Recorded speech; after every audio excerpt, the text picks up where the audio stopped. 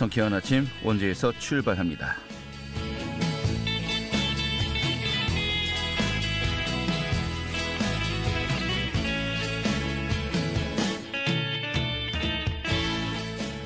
안녕하십니까. 5월 23일 월요일 아침 인사드리겠습니다. 성쾌한 아침 원주에서 출발합니다. 진행이 한태호입니다. 이제는 한여름 더위에 대비를 하셔야겠습니다. 오늘부터 이번 주 중반까지 30도 안팎의 한여름 더위가 찾아오겠다고 하는데요. 오늘 낮에는 31도까지 오를 것으로 보입니다. 이 목요일엔 중부지방에 비가 오면서 더위가 한풀 꺾일 것으로 전망이 되고 있습니다만은 여름철 건강관리 정말 유념하셔야겠습니다. 자, 오늘 준비한 소식 살펴보도록 하죠. 강원도 특별자치도 법안 지난주에 국회 상임위원회를 통과했고요. 이번 주에 또 본회의 통과도 예상이 되고 있습니다. 오늘 강원도의회 의장 연결해서요. 이 법안 설치까지의 과정, 또 앞으로의 과제 어떤 것들이 있는지 들어보도록 하겠습니다. 또 원주문화재단이 21일부터 22일 주말 동안에 명류 슈퍼를 운영했습니다. 리포터 현장 코너 시간에 그 분위기 담아왔고요. 또 기농기촌을 앞둔 이들을 위한 영월 농촌에서 살아보기 사업 내용을 또 살펴보겠습니다. 5월 23일 월요일 성쾌한 아침 원주에서 출발하겠습니다.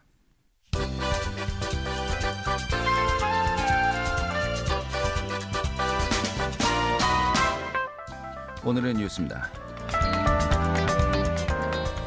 어제 통계청이 2022년도 1분기 가계 동향 조사 결과에 따르면 전국의 1인 이상 가구의 월 평균 소득은 482만 5천 원으로 집계되었습니다. 이는 전년도 동분기에 464만 2천 원에 비해서 10.1%가 증가한 것으로 특히 전년 대비 증가율은 1인 이상 가구를 기준으로 이 통계가 작성되기 시작한 2006년도 이후 최대 폭으로 나타났습니다. 이 전기와 정보통신, 수방 등 강원도 내 관련 협회들이 원주 세브란스 기독병원의 새 병원 외의 중축 공사건에 대해서 분리 발주를 요구하고 나섰습니다. 해당 사업은 총 550억 원 정도의 대규모 공사로 다음 달 13일 입찰 등록 후 진행될 예정이지만 이 거센 반대에 부딪혀서 법정 공방까지도 흘러갈 가능성이 큰 것으로 보입니다. 현재 병원 측은 입찰 참가 자격으로 건축과 토목, 전기, 통신, 소방을 하나로 묶어서 발주하는 통합 발주로 진행하고자 하지만 이 도내에는 관련 업종을 모두 보유한 업체가 드물고 또 법적으로 분리 발주를 원칙으로 하기에 문제로 지적되고 있는 상황입니다. 오늘의 뉴스였습니다.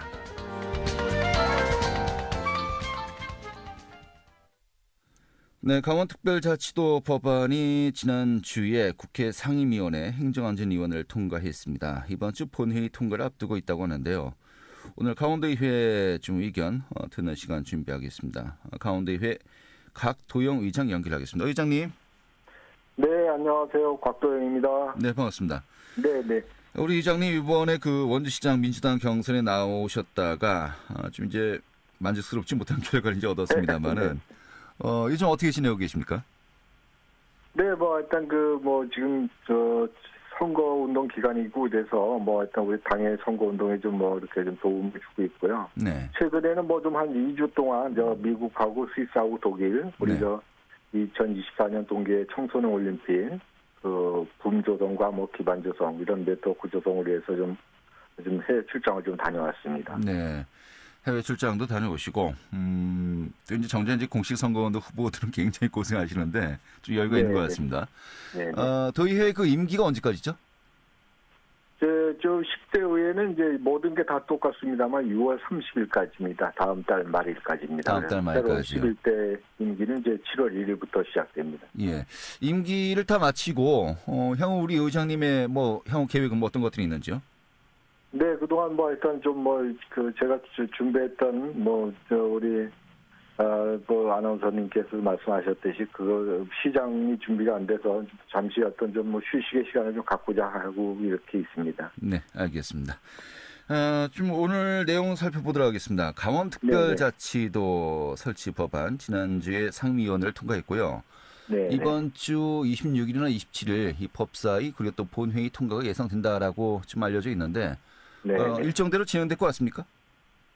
네, 이거는 뭐 이 강원도 특별자치도 같은 경우는 그 기본적으로 허영 의원안하고 이양수 의원안 2개 여야가 공히 이렇게 발의했던 건데, 네. 뭐 특별히 또 뭐 지난 대선에서도 대선 주자들도 공약으로 냈었던 그래서 좀 시기적으로는 좀 많이 좀 앞당겨진 부분이 있습니다만, 네. 좀 내용은 좀 뭐 불충분하지만 그래도 일찍 이렇게 첫 단추를 끼운 것 같아서.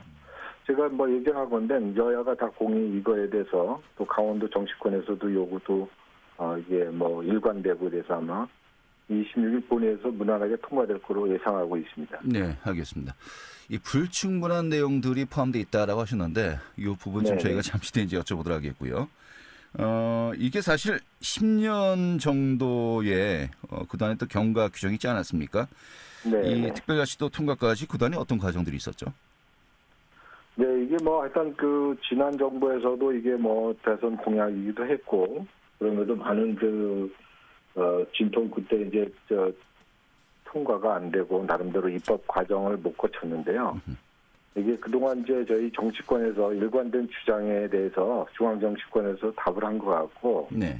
그동안 이런 지역에서의 이슈가 중앙에서 좀 뭐 생경한 느낌이 들었습니다만 또 형평성 문제를 중앙정부에서 들어서 예를 들어 전라북도 같은 경우도 또 주장하고 그래서 그러니까 중앙에서 이게 뭐 너도 나도 다 특별자치도로 원하는 거 아니냐 이런 어떤 그런 형평성 때문에 나름대로 좀 그동안 이렇게 좀 지연을 시켰던 부분인데 네. 이번 그 대선이나 지방선거를 통해서 많은 정치권에서 일관되게 요구하는 게 중앙정치권의 입법 과정에 좀 설득력이 있지 않았나 이런 생각이 들고요. 지난번 또 강원도를 방문했을 때 그 서영교 행안위 위원장한테도 저희 의회에서도 그렇고 집행부에서도 강력히 요구한 게 있고 그래서 아마 좀 결실을 맺은 것 같습니다. 네.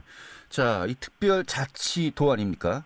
이 네네. 고대 자치권이 이제 부여된다는 것이고요. 이 재정과 또 이제 행정권에 있어서 다른 그 여타 지자체보다도 이제 자율적으로 이제 여러 가지 많은 권리들을 또 행사할 수 있다는 것인데 구체적으로 어떤 변화가 앞으로 이제 생기는 겁니까? 뭐 기본적으로는 하여튼 법원 골자는 그렇습니다. 이제 기존에 뭐 우리가 제주도나 세종시 같은 경우가 이제 특별자치 형태로 운영되고 있습니다만 네. 기본적인 법안 골자의 핵심은 이제 행정기관이나 공무원의 어떤 자율성 부여 또 우리의 문제를 지역 어떤 그 맞춤형 그 어떤 산업 전략이라든가 이런 거를 좀 굉장히 그 자율적으로 이렇게 좀 체계를 갖출 수 있는 그런 자율성이 부여된다고 보시면 될 것 같습니다. 네. 재정적인 측면에서는 이제 뭐 어떤 특별회계, 국가균형 특별회계를 따로 설치해서 어떤 재정 지원을 받을 수 있는 이렇게 크게는 한 4가지 정도로 어떤 구조를 띠고 있다 이렇게 보시면 될 것 같습니다. 네. 좀 본질적으로 이제 질문을 드려야 될 것 같은데 사실 강원도 네. 같은 경우는 지금 환경 규제, 또 이제 국방과 관련된 규제, 또 산림과 관련된 규제, 이 정말 규제들이 중첩되고 있는 상황 네. 아니겠습니까? 그래서 어떤 뭐 개발을 하기 굉장히 많은 또 제한이 있던 것으로 알고 있습니다만은 그렇다면은 이러한 그 기존의 이 규제에서 벗어나서 좀 자유롭게 좀 개발 전략을 세울 수 있다 이렇게 봐도 될까요? 일정 부분은 그런 뭐 자율성이 부여되기 때문에 그런 어떤 그런 규제에서 벗어날 수 있는 이 법안이 이 내용에 좀 담겨야 되겠죠. 네. 뭐 언급했듯이 그동안 강원도는 2중, 3중으로 이제 이런 규제에 묶여가지고 지역 발전을 하는데 굉장히 어려움이 많이 있었습니다. 그래서 네. 뭐 예를 들어서 우리가 수도권 2천만 정도 되는 이제 경기 서울 지역의 맑은 물을 공급하기 위해서 지역 발전하는데 많은 제약이 있었지 않습니까? 네. 이런 부분에 있어서 이제 실질적으로 중앙 수도권에 이런 우리의 목소리가 전달돼서 우리 이런 어떤 반대적인 개발에 제한이 있었으니까 그럼 당신네들이 강원도를 위해서 또 다른 우리 강원도 희생에 대한 보상을 재정적 지원을 해준다든가 네. 개발의 그 족쇄들을 풀어야 된다든가 이런 논리가 앞으로는 전개되겠죠. 알겠습니다. 자, 그런데 아까 이 23개 조항으로 이제 특별자치도 법안이 구성이 되어 있습니다만은 좀 만족스럽지 못한 부분들도 있다라고 하셨어요. 저 이제 뒤에 여쭤보겠다고 했습니다만은 어떤 네네. 부분들이 좀 더 정비를 해야 된다라고 이제 보시는 겁니까? 글쎄 이게 지금 뭐 저도 우리도 도에서도 10일 날 그냥 완포인트로 이제 도의 의견을 물어달라고 그래서 국회에서 요구를 해서 원포인트로 의회를 열었습니다만 네. 그동안 뭐 우리가 줄기차게 이렇게 일관된 주장을 해왔던 건데 공식적인 어떤 그래도 도의회 의결이 필요하다 그래서 저희가 국회에다 제출했습니다만 네.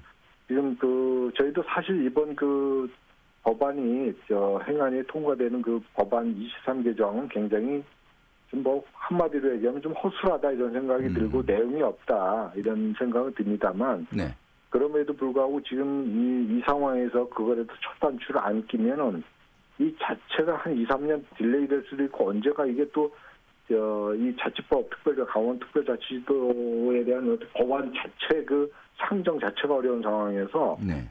정말 울며 겨자 먹기 시키긴 하지만 내용이 불충분하지만 예. 저희가 이런 상태에서 첫 단추를 일단은 끼고 그 다음 내용이라든가 특례 조항이라든가 이런 건 계속 어떤 추가 입법 내지는 개정을 통해서 채워 나가야 되겠다 이런 생각을 가지고 있습니다. 네, 세부적인 내용들은 좀 더 앞으로 가다듬고 채워진다라고 하시는데 그래도 그렇습니다. 이 법이 통과되면은 유예 기간을 두고요, 1년 동안에 내년부터 네. 일단 강원특별자치도는 출범이 가능한 겁니까?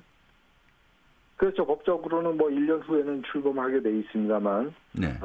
기존의 이 23개 법조항은 뭐 우리가 이제 쉽게 해서 건축으로 치면 골조공사만 이루어진 상태지 그 안에 벽이라든가 지붕이라든가 네. 뭐 안에 인테리어라든가 이런 게 필요하듯이 그 안에 법의 아주 구체적인 내용들을 특례 조항 같은 거를 집어넣어야 된다 이렇게 생각하고 있습니다. 네, 일종의 좀 개문발차라고도 할 수 있겠습니다만은 이게 또 행정이라는 게 또 너무 일단 급한 것부터 처리하자라고 하면은 나중에 또 후유증이 발생할 가능성도 있지 않을까요? 그렇습니다. 뭐 너무 급하게 졸속으로 또 추진하다 보면 그런 경우가 있습니다만 이게 어떤 제가 서두에도 말씀드렸듯이 다른 지자체에서도 이게 뭐 강원도의 어떤 특수한 상황을 인정하지만 또 지자체에서 이게 또 재정적인 어떤 예산이 또 이렇게 한쪽으로 쏠리는 거에 대해서는 자꾸 형평성 문제를 제기하기 때문에 네. 일단은 앞으로 추가 특례 조항 입법 과정에서 이런 거를 충분히 어떤 다른 지자체에 설득도 시켜야 되고 또 강원도만의 그동안 희생 이런 거를 잘 설명을 시켜서 우리가 좀 우리 정치권에서 좀 노력을 해야 된다 이런 네. 생각이 듭니다. 알겠습니다. 자, 그래도 이 골격이라도 올라간 거지 않습니까? 또 그리고 이제 도의회 차원에서도 지금 이 부분 좀 계속해서 여러 가지 또 많은 노력을 기울여야 될 것 같습니다만은 이제 임기가 이제 한 달밖에 남지 않습니다만은 또 네. 도의회 차원은 뭐 계속해서 우리가 연속성이 있는 것으로 봐야 되는 거 아니겠습니까? 도의회는 그렇죠. 좀 어떤 앞으로 이제 수순을 이제 밟아야 된다라고 보시는지요? 네, 그렇습니다. 저희 도에서 뭐 줄기차게 앞으로 지금 첫 단추를 끼웠으니까 2단계, 3단계 스텝으로 올라갈수록 우리가 이제 강원도에서 요구하는 그런 특례 조항들을 좀 보완해서 넣어야 될 것 같고요.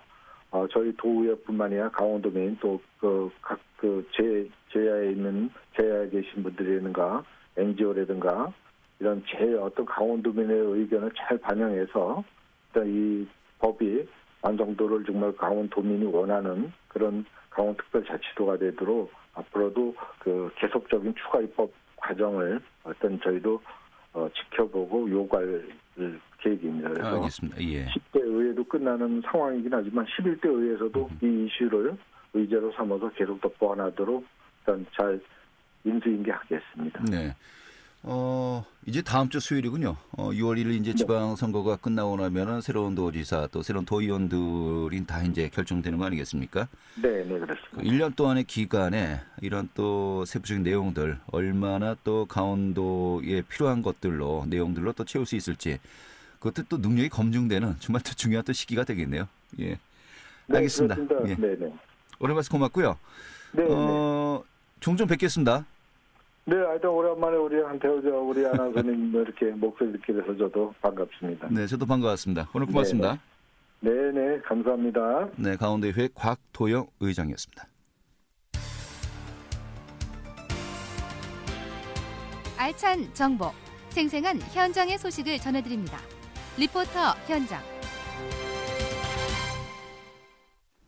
네, 지난 주말 이틀 동안에 옛 원주여고 자리에서 명륜 슈퍼 행사가 진행이 되었다고 합니다.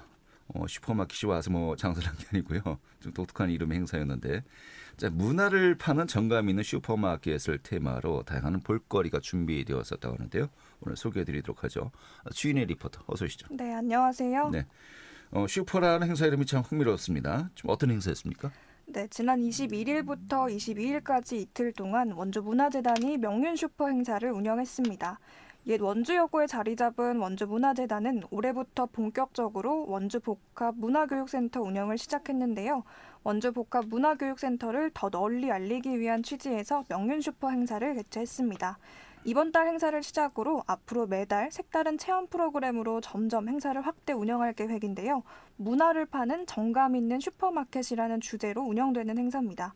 원주의 큰 맘카페 상회 모임인 토닥마켓과 함께 프리마켓을 운영하면서 다양한 상품이 명륜 슈퍼에서 판매가 됐습니다. 네, 이 어떤 프로그램들이 진행이 되었었습니까?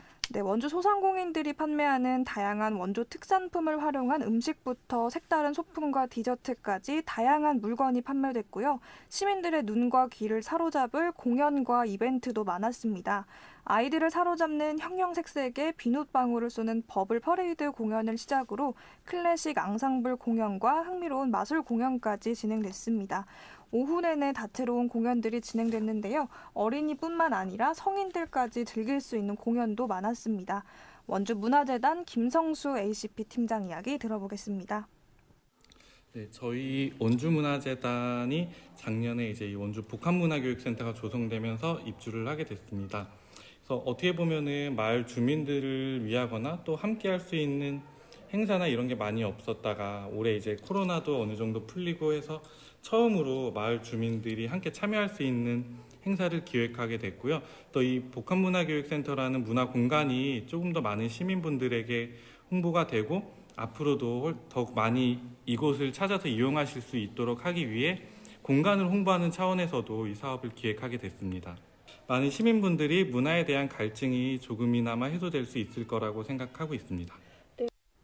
네, 이 현장 분위기는 어땠습니까? 아이들과 함께 방문한 가족 단위의 시민들이 눈에 띄었는데요. 가족 모두가 즐길 수 있는 프로그램들이 많이 준비가 됐습니다. 행사가 진행되는 공간 곳곳은 2년간의 코로나로 지친 시민들이 오랜만에 즐기던 행사인 만큼 자연 친화적인 휴식 공간이 많이 마련됐는데요. 행사장 한가운데 펼쳐진 인조 잔디 위로는 캠핑 의자와 파라솔들이 배치돼서 마치 거대한 잔디밭 위에 소풍을 온 듯한 분위기를 냈습니다.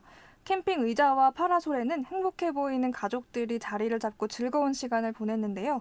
그런 공간에서 2년간 즐기지 못했을 운동회를 재해석한 운영 프로그램 학교 다녀오겠습니다가 진행됐습니다. 정말 학교 운동회에 온 듯한 느낌을 받기도 했는데요. 행사장 한가운데에서 진행자의 진행에 따라서 게임을 즐기는 아이들의 웃음소리가 끊이지 않았습니다. 부모님도 함께 참여할 수 있는 프로그램으로 우유 상자 들고 달리기, 세발 자전거와 같은 경주 종목들도 진행됐고요. 각 종목별로 순위에 든 시민들에게는 상품권도 증정이 됐습니다. 머리핀을 비롯한 액세서리부터 옥수수와 찐빵을 비롯한 로컬 푸드의 인기가 좋았는데요. 쌀국수를 비롯한 다문화 먹거리도 준비돼서 행사장의 분위기를 더 다채롭게 했습니다. 현장을 찾은 시민 이야기 들어봤습니다.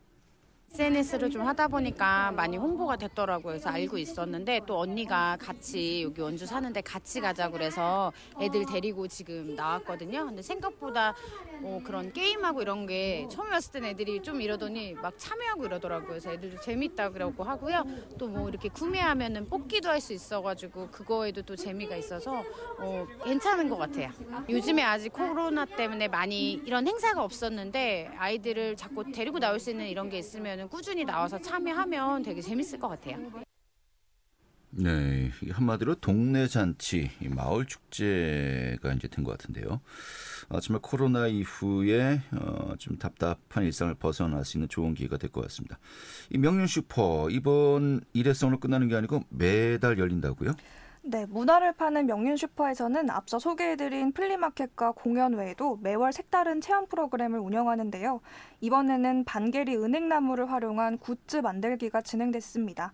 이처럼 지역 문화 콘텐츠를 활용한 체험 행사를 매달 진행할 예정인데요. 다음 행사는 6월 18일 토요일과 19일 일요일에 진행됩니다. 오후 1시부터 6시까지 진행되는데요. 그간 즐기지 못했던 가족 단위의 다양한 문화 프로그램 즐기시면 좋겠습니다. 네, 다음 달에 일정 체크해 두시면 좋을 것 같습니다. 오늘 잘 들었습니다. 네, 감사합니다. 네, 취인의 리포터였습니다.